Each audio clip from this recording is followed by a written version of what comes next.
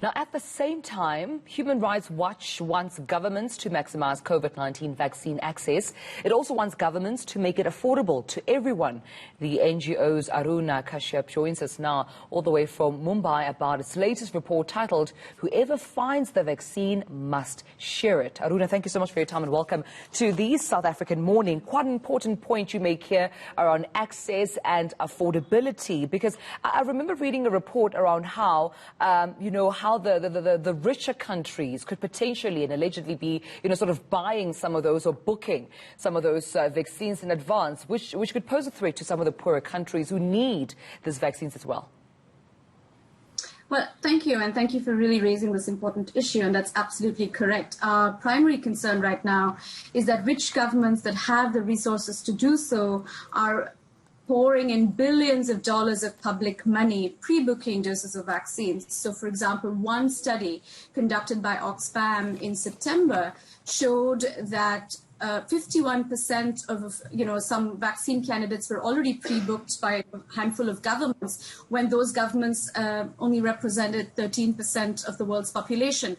And so that's what we're looking at. I mean, if rich governments are going to pre-book already scarce supplies of vaccines, then what's available for low and middle income countries? And that's the reason why a proposal that's currently being put forward by India and South Africa to waive some of the intellectual property rules at the global level is absolutely critical to scale up vaccine manufacturing and access. When we talk about access as well, Aruna, I mean, we look at affordability, right? This is a need at this point, for low and middle, countries, as you've mentioned as well. So is there possibility that if not monitored, it could be quite an expensive feat looking at the access of vaccines?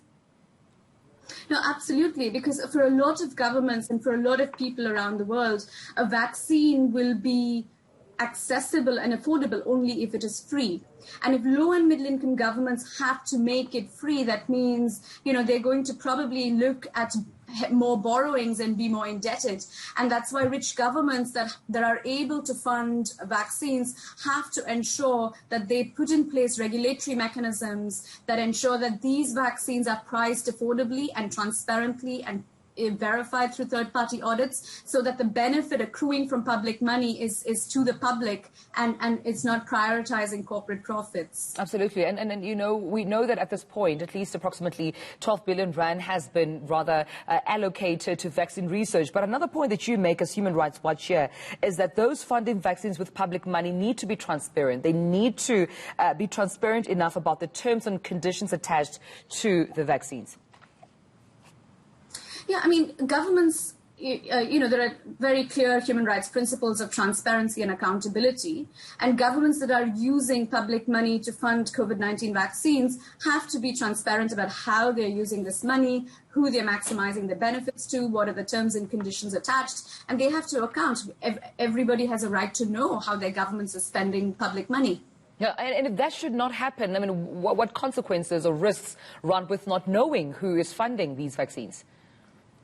I mean, the risks are that what is currently happening is that is the hugest risk, which is, rich governments will be signing opaque deals. We don't know the terms and conditions. What little sleuthing around and sort of investigative journalism and the hard work of researchers to try and figure out what's in these agreements is painting an alarming picture, which is there are no terms and conditions that are attached that hold these companies accountable, that make these vaccines widely, available and affordable, and it raises serious questions about who will get access to vaccine, whether everybody everywhere will have access to one, and whether they'll be able to afford it. Absolutely. Well, Aruna, thank you for highlighting this issue and joining us. Aruna Kashyap, they're joining us all the way from Mumbai.